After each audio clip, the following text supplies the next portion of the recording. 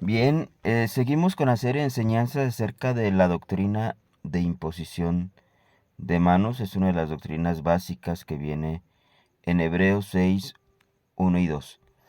Y en esta ocasión estaremos analizando este versículo de Génesis 48, 14, donde se nos revela uno de los propósitos o de los usos en cuanto a la imposición de manos.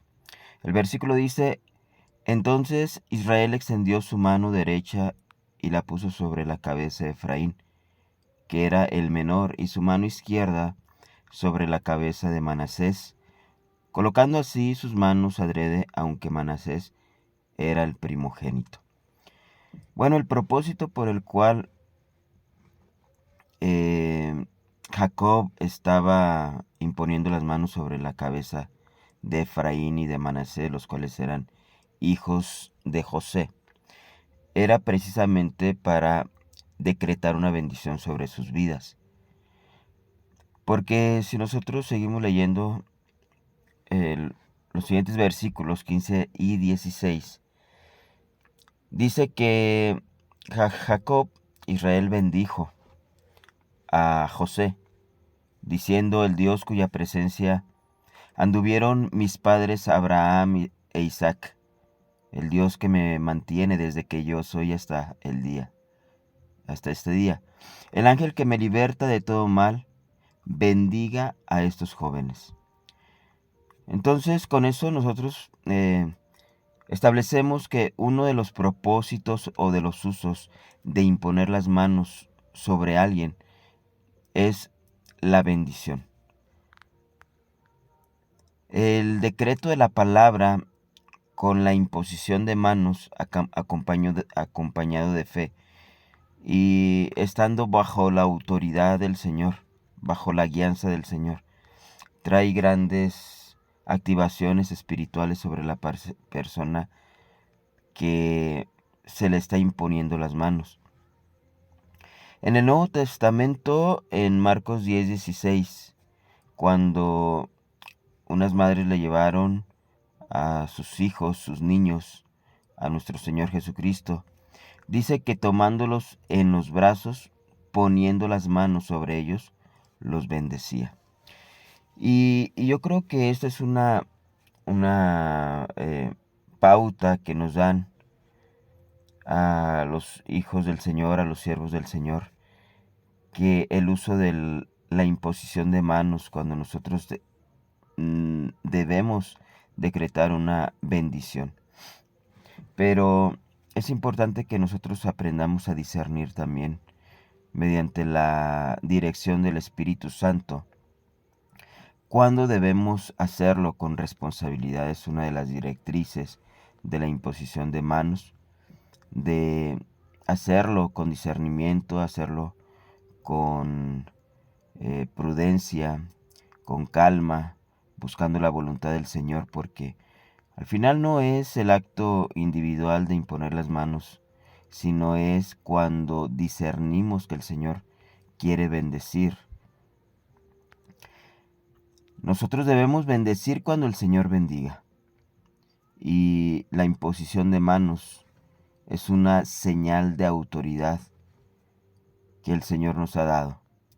Por eso en Marcos 16:18, hablando precisamente acerca de la autoridad que el Señor nos da y que por medio de la imposición de manos nosotros podemos hacer activaciones poderosas espiritualmente hablando, como bendiciones y aún también sanidades, como dice este versículo, que cuando nuestro Señor Jesucristo les dio autoridad a sus discípulos, les dijo: tomarán en las manos serpientes, hablando de los que iban a creer en Él también.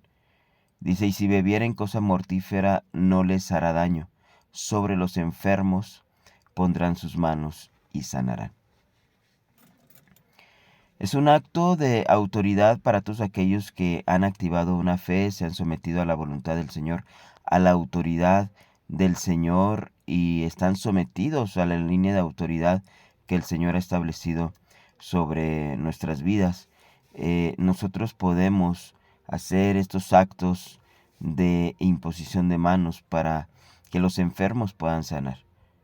No es la única manera, porque el Señor también, a través, simplemente con declarar la palabra, decretar la palabra, había personas que sanaban, pero en momentos determinados el Espíritu Santo nos va a guiar para imponer las manos sobre enfermos, sobre quebrantados, sobre personas que están oprimidas, y lograremos, a través de este acto profético y de apertura, a través de nuestra fe, para que los ángeles del Señor, los espíritus del Señor, puedan hacer operaciones en las personas que están atormentadas por el enemigo. Marcos 6, del 4 al 6, dice que Jesús decía: no hay profeta sin honra, sino en su propia tierra y en sus parientes y en su casa. Y no pudo hacer allí ningún milagro.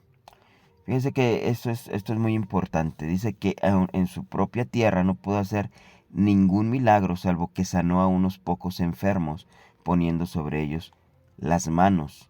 ¿Por qué razón no pudo hacer un milagro, digamos, poderoso? Un milagro es una acción de Dios, una operación de Dios donde las leyes físicas son suspendidas para ejecutar un acto del Señor. Aquí hay los milagros son diferentes al don de sanidades. Nosotros, cuando vemos acerca de los dones espirituales, uno de los dones es el hacer milagros y el otro es el de sanar enfermos. La sanidad de enfermos no es un milagro. La sanidad de enfermo es un don que, a través de la imposición de manos, se puede concretar. Un milagro es cuando no hay una explicación científica por el cual ese acto sucedió. Y dice la última parte de estos versículos que Jesús se asombró por la incredulidad de ellos, y recorría las aldeas de alrededor enseñando. Aquí hay dos maneras en cómo la Biblia registra que el Señor se asombró. Uno, se asombró por la incredulidad de ellos, por la falta de fe, porque Él había hecho muchas cosas, a pesar de que ellos habían visto y habían oído las grandes cosas que el Señor estaba haciendo, cayeron en incredulidad.